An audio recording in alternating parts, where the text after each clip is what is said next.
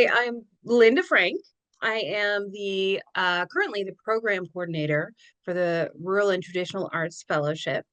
Um, we started because I was actually a little frustrated. I've had a lot of jobs, and I was a teacher in public and private schools, and then I worked in um, medicine for a while in research. And I would write these grants to try to get money for people in rural communities, and it was hard to do. And a lot of people who write grants are lovely people but don't spend a lot of time in rural communities and didn't really understand what it's like to be rural and the challenges that we have. Everybody has challenges, but sometimes they're different. And so I had somebody else say to me, I want you to tell me about your vulnerable population. And I'm like, I don't understand the question because we are rural. It makes us automatically, we are vulnerable. And to her credit, Leanne Tintori, who was our program manager at that time for the New York State Council on the Arts, said, well, tell me more about that. And that was the first time anybody ever said that. And I got so excited that I talked her ear off and said, this is what it means to be rural, right? This is what it looks like when you have to drive an hour or 4 hours to get groceries. So Leanne and I had a great conversation. She said, I want to think about this because this is out of my wheelhouse. I'm not rural. So let me think about it and I want to talk again. And sure enough, we did. She was great. She kept asking me questions and we had more and more conversations about that. Um, and then she said, you know what, I want to take this a little further. I was the statewide community re-grant coordinator at that time for the Arts Council for Wyoming County. And she said, I want to talk to some of your colleagues as well. Can you set up a meeting? So we did that, and I tapped all the rural people across the state of New York and said, hey, I'd really love to make this a thing, or at least have the conversation. And so what we came up with after all of that time, and certainly talking with Jackie Swaby, who is our executive director there, that, gosh, I really want to offer something that is specifically for rural artists. So we talked to this Springboard for the Arts organization in Minnesota, and we talked to, I don't know, a lot of different rural groups around the country and said, how are you making it work? And we kind of picked and chose where we wanted to go with it and ended up with 10 fellows, and it had to be place-based. So place-based to us means that there is something about that place that you live in, that rural community that you live in, or maybe that you're from, because a lot of us have had to move to the cities to work, to survive, right? But maybe you remember your grandpa's farm or the house you grew up in, and you really feel that connection. So something about the art, whether that's music or theater or writing or visual arts or whatever it is, um, has to do with that place. So that made it a little unique. I don't think there's too many other groups that are doing that. I've not found anybody that does. Um, and then we wrote up the application and we were awarded the money from NISCA, New York State Council on the Arts. We're super excited about that. So honored that they wanted to do a partnership with that. Um, and then we realized that there's a lot of definitions of rural. And in fact, the state of New York, I was just trying to find out what their definition of rural was. And I think I found 12 before I called Leanne back and said, we're just going to have to pick one because I don't know what we're going to do. So we looked at the people who were already getting grants, and then we looked at people who maybe were not getting quite as many. Because as a grant funder, because I've been on that side of it too, you're trying to get the money opportunities to the most people, right? That's your goal. And so it's trickier to find a way to do that for little tiny towns because there's just not as many people there. So we went with, I think that first year it was 30,000 or less. I think we went with that the second year as well, which is pretty rural. But I live in a town that has 80 people. So to me, 30,000 seemed overwhelming. And I live next door to a town that has 4,000 people. So not quite 4,000, almost 4,000. So, that to me seems like the big city, but to a lot of people around the state, that seems like a very small town. So it was a nice compromise. Um, and so that's how it got started. And the first year we hoped, because it was a short turnaround on the grant, we hoped we would have 25, 30 people. Um, and we had 64, which was great. We were really excited. The next year, this past year, 2024, that we're still in, we hoped for an increase, and we certainly got an increase. We got, I think, 90, um, even with some technical glitches that were troublesome and, and made things really interesting in the beginning of the year when we were putting out those applications. And we have had 10 really wonderful artists both years. And so those fellowships, all the fellows from 2023 have told me, this really helped me move forward in my career. And that's really what we want. We have people that are getting other fellowships, that their businesses have really taken off. And, we were able to hire a photographer and a videographer as well. And I always tell Leanne when I'm talking to her about it, I kind of jokingly, but also this is true. I was able to get a couple more artists in there by hiring them to be our photographer and videographer, and that team is just amazing. They're great, beautiful work that they've done. And so that's the fellowship in a nutshell. I could talk to you about that all day long, but that's the short version of it. And where do we go from here? That is the tricky part.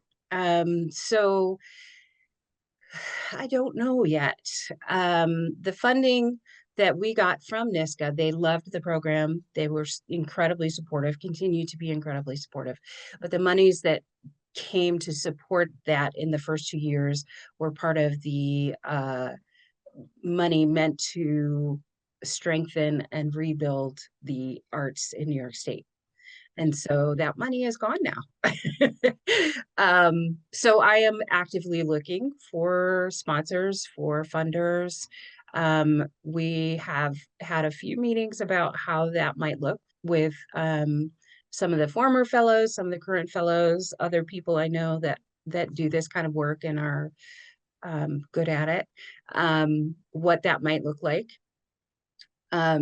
Currently, we're thinking we will probably get a sponsor for at least a couple of years, but my dream is that Rural Fellowship would be its own nonprofit eventually at some point.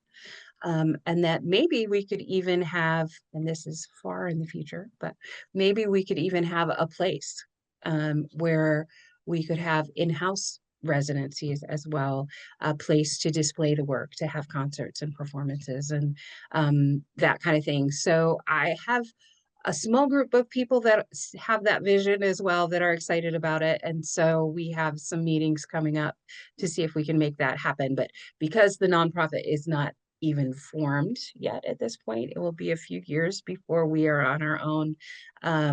So we're looking for a sponsor at this point. I have a couple ideas, haven't solidified anything yet, but I'm dedicated to it moving forward. So somehow or other, I'll keep it going. So if someone wanted to sponsor the fellowship, how would they go about doing that? Well, I think there's a few different ways that could happen. Because it was the whole state, that is a tricky thing for me, because typically when you find grants, you find them by county or by region, or even sometimes just by township. And so to sponsor a whole statewide something is tricky.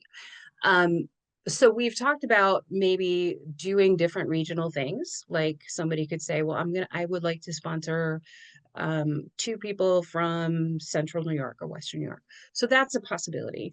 Somebody could also just say, I would like to give you 10 or $12,000 for this one individual. So here's one person that I can sponsor in the future. And then there's probably ways that we haven't thought of yet, but those were the two that kept floating to the top in our conversations. But anybody that would like to sponsor it in any way can reach me. It's rtafcoordinator@gmail.com. Reach out and or you can also rtaf-ny.org. You can reach me through that website as well. Same goes to the same place. But they can reach me there and I'm happy to have conversations about that. I would love to have more sponsors. I hope you do. Thank you very much for letting us. I'm honored to let us present this in our first inaugural Explore Art Rural America magazine. We're coming Well, up with thank a new issue. you. You guys are going to be our first issue. Oh, I'm so excited. I'm excited because I think rural America has phenomenal artists. And like you said, people need to know about you guys. We need to know what's out there. People assume they don't really know. And I Yeah. think what you're doing, you're one of the unsung heroes. What you're doing is exactly what America needs to see because we really don't know. Well, and I think that that is true. And I also hear from a lot of rural people that, when we have really high quality um, work, they're like, well, why are you here? Why don't you go to the city? And that always breaks my heart a little bit because why should we not have great art here too? So I love that you're putting that word out and thank you so much. I'm so honored to do that. That's wonderful. Yes. And also, I think I love the fact that you're thinking about, because a friend of mine who lives in New York, we've talked about there needs to be places for people to exhibit or have residents right there. They shouldn't go to the Absolutely. big city or go to another big city to be able Right. to have places for people to come see their art. I think Right. important I think art is important to communities. It's important Yeah. for the history of the areas. And that's why I like the fact that you did a place base also, Yeah. because it also gets into culture and lets a person know what's going on in that area, what's happening. Right. Well, it helps them research and want to get involved in knowing what's going on in that particular area. Sure. Sure. Yeah, the county I live in, there is one place that you can display your art and two Oh, places that you can have a performance. That's pretty much it. oh, And wow. it's that was a big thing for us that even after we got the grant and the fellows would call me and they'd be like, okay, I have a problem. I don't have anywhere to display. And so we were using historical societies and libraries and parks and that's great. But it does float that to the top that why is it that we had to work so hard to find a place? Why isn't there a place that we could just do that? You know, why isn't there a Exactly. waiting line? Exactly. Yeah, Exactly. I think what you're doing is brooks the conversation. And yeah. I think I'm hoping when people see this and see the magazine and see you, that it'll make more people come out there and say, yeah, I want to get involved with this. I want to do Oh, I hope so too. in the future, will you retain the name of rural and traditional arts? We will. Yeah, Oh, we good. checked that we could make that continue with us and everything was okay with that. We are able to do that. The only thing that might ever change in the future is we are of New York right now and at some point maybe we'll be of the Northeast or of the United Oh, States or oh, something wow. I like like that. that. You can have different. Yeah, but for the next foreseeable few years we'll still be in New York. So Yeah. Yeah. Well, thank you. I thank appreciate it. you. Again, you're really helping a lot of people. Oh, thank you. And so are you. I love the whole idea of this. This is fabulous. Thank you Thank so much. you. Well, you have a nice day. You too. Take care. Okay. Bye bye. Bye-bye.